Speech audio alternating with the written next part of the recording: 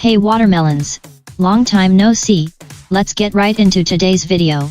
RuPaul's Drag Race All Villains All Stars. Well, it's quite obvious that among all kinds of reasons, we fans love this show for its drama, and an All Villains All Stars is really overdue at this point if you ask me. And I am also very sure that it would definitely be one of the most popular seasons the show has ever produced in its 16 years of existence. This is how I would direct an All Villains All Stars season.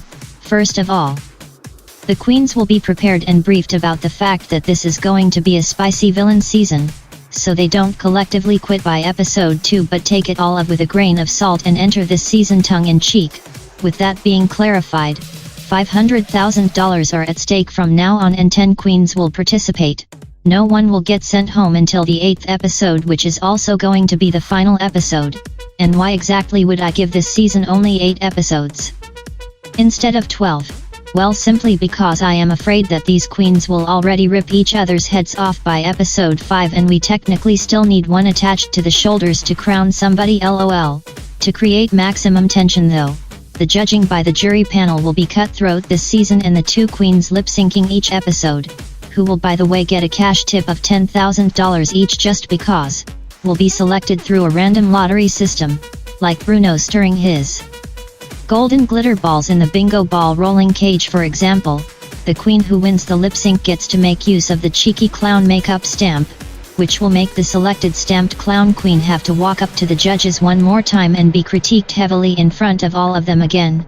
Anyways, and eventually, the final 3 queens will be announced by RuPaul in the 8th episode, and they make it there through a stealthy points ranking system, as in, the judges give their critiques but do never reveal any episode's winners or points in front of the queens, but rather stack these badges or points or whatever behind closed curtains, which shall be visible to the viewers though, which will obviously ruffle some feathers, but I would totally live for such a shady type of judging in the shadiest of seasons. Also, one thing I would like to mention is that each episode shall feature a segment at its end where the queens quote-unquote have to apologize to each other, but only to start new beef in the next episode. Oh lord, I am already ovulating. Anyways, before I go through pregnancy now or explain the episodes of this season, here are the 10 queens I would pick for RuPaul's Drag Race All Villains All Stars without any doubt. Number 1. Willem, the elusive chantruse of Drag Race shadiness, one-liners and villainy. Willem from season 4 is to this day the best villain the show ever had in my opinion. She was spicy, funny, sharp-tongued and a sheesh stirrer, but without being a total beach about it, coming across evil or really trying to hurt anybody. She gave us god-level Drag Race television. Her star power is through the roof, and so are her charisma, humor, shade, and witty ways, and she was also one of the strongest and smartest competitors on her season, despite not even competing for the win. With all that being said, I know that it is close to impossible that Willem will ever appear on Drag Race again, due to her beef with RuPaul and World of Wonder, but a girl can dream, can't she? Also, never say never, lol. Number 2. Mistress Isabelle Brooks, the heavyweight champion. Now, truth be told, I was a huge fan of Mistress on her original season, but I am no more. She was the perfect drag queen villain, shaped and birthed in the mold of Willem's blueprint, but then came All Stars 10, and girl, I am not ready to forgive her for what she did to Nicole and Asha, only to finish in embarrassing 9th place by the way, which are 2 major reasons why she needs to undoubtedly appear on All Villains All Stars and at least redeem her track record, lol. Number 3. Chia Gunn. Now this one here needs no introduction. She is probably the queen of queens when it comes to catchphrases, one-liners, shady punchlines, and messy beef between her and other contestants. She proved to be a sexy bombshell who also brings the fashion, and there cannot be an all-villain season without Miss Boom Boom Gunn fresh off the boat absolutely feeling her oats. I mean, I fully know that she has beef with the show too, but let's just hope that, like in Willem's case, the producers and RuPaul can swallow their pride this one season and just smile for the skyrocketing ratings, because they will go through the roof, trust me, especially with the next queen. Number 4. Cornbread Jeté the snack. Okay, now before you start throwing stones at me, hear me out. I know that the very talented Miss Cornbread technically never was a villain on her season. In fact, she was crowned Miss Congeniality, which I honestly completely forgot about though, lol, because she was always ultra sassy, very much mother. She said it like rent was due, and she also didn't shy away from arguments. Overall she has this calm deadpan I don't give a frick attitude about herself, and things will unquestionably get explosive when she walks through that door to join the all-villain season, just like this next queen. Number 5. No other than Raven. Another unlikely queen though. I mean, if she ever quits doing RuPaul's makeup or gets occupied otherwise, the jury panel will look like an allegedly expensive high-drag makeup bootleg store job, but hey, the producers and RuPaul need to swallow their pride anyways this season. Might as well swallow a few % off her so-called gravity-defying looks. Now back to Raven, the original Drag Race bad girl. She brings the stare, she brings the excellence, she brings the experience, but most importantly she brings the sass, the sharp tongue, the no bullshit attitude and the drama. There is not one doubt in me that Raven has to appear on a season like this one just like. Number 6. Detox. Another legend, another fossil. LMAO, just kidding. I loved all of Detox appearances on Drag Race. She brings the highest of fashion, and just like Raven, she brings the excellence, the experience, the poise, the gravitation, the high-end star quality, the everything above and below, and most importantly, the no bullshit attitude. She and Raven on Drag Race on an all-villain season would truly be orgasmic, and I cannot wait to see who they will form an alliance against, just like Detox did with Alaska and Roxy. Next up, number 7. Miss Reverend Silky Nutmeg Ganache, the queen of funky clunky attitude, the queen of not only larger than life but large herself, the queen of lip-syncing Jan Jan. She is a man and all the others home on her All-Stars lip-sync redemption arc, and the queen of having the last word may absolutely not be missing on this list. Now, while her history on Drag Race in terms of track record is probably a bit rocky and shaky, she never succumbed to what the haters threw at her, even if she may not have been right about it, LMAO, but I still love her to bits, and I need her and her sass-defining lecturing lisp on this season so much. Number 8. Tace, the British force to be reckoned with. Now let me be clear here, I only watched Drag Race UK Season 2 one time and I cannot remember all that much about it. Not because it wasn't by far one of the best Drag Race UK seasons, but because my brain and attention constantly gravitated towards this absolute diva right here. She is the racehorse, if there ever was one drag queen who would be the absolute racehorse among queens. Her catchphrases, her icy charisma, her unmatched beauty and her complete statuesque godly aura. Tace needs to show the American girls how it's done on a season like this. Just like the Vivienne did on All Winners. May she rest in power and never be forgotten. Number 9. The Vixen. At first I was quite unsure whether I should send in the Vixen or Mariah Paris Balenciaga for the 9th spot, because, although I love Mariah and her sass on her seasons, I also feel like her fire on her All-Stars appearance was kind of dimmed and low for whatever reason, and I feel like she has less to prove than the Vixen does. Now, while the Vixen is another one of these queens who will most likely never return due to the beef she caused, I cannot wrap my head around an all-villain season without her and her explosive fight me beach attitude. Get the securities and get the ambulance because the Vixen is coming. Number 10. I don't like this one at all, but she just has to appear on All Villains Drag Race no matter what. Miss Plain Jane. Now why don't I like her at all?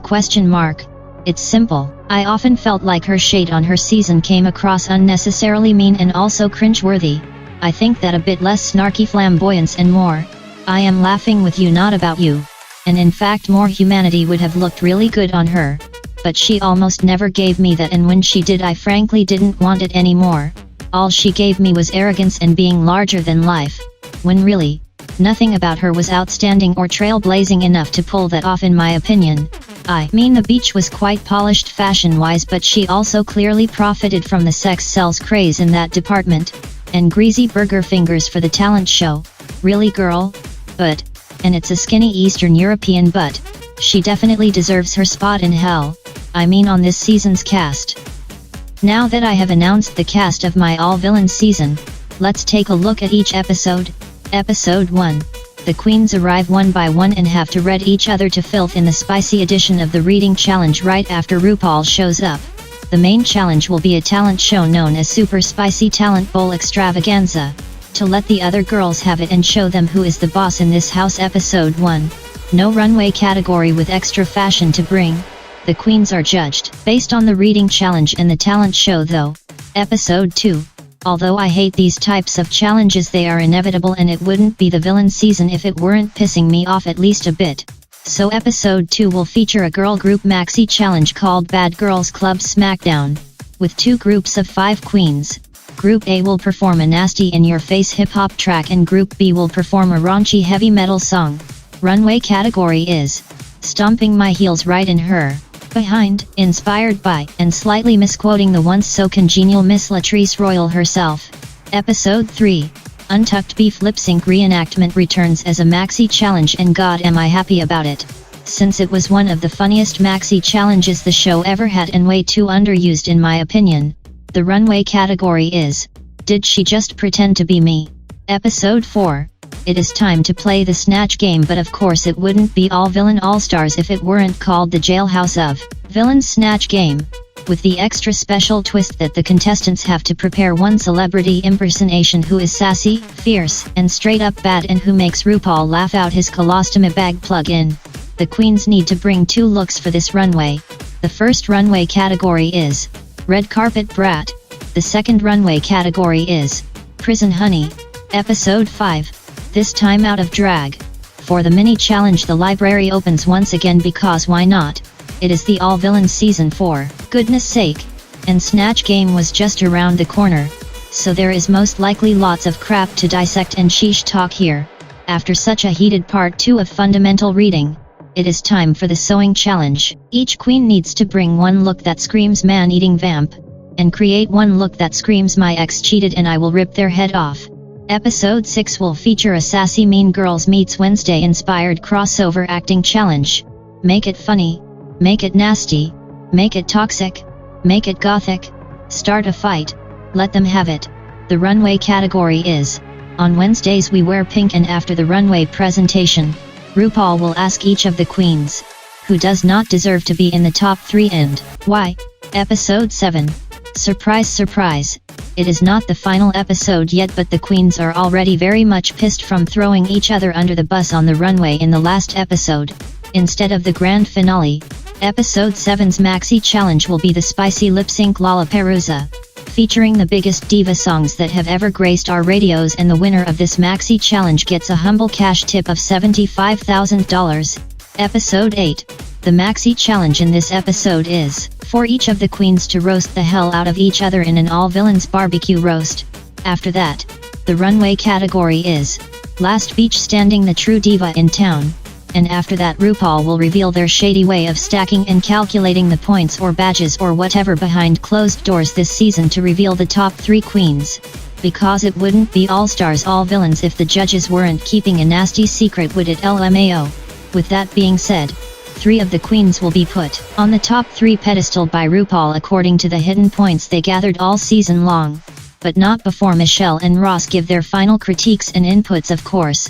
Then all 3 of them lip-sync to the song 212 by Queen of Mean herself, Azealia Banks, to determine the shadiest beach of all, aka the winner of the All Villains season.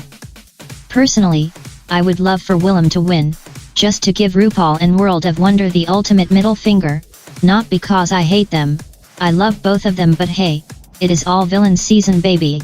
Now after this video has been way too long anyways, all I want to say at the end is, make it happen, World of Wonder. You know we want it. And remember, good luck and don't frick it up.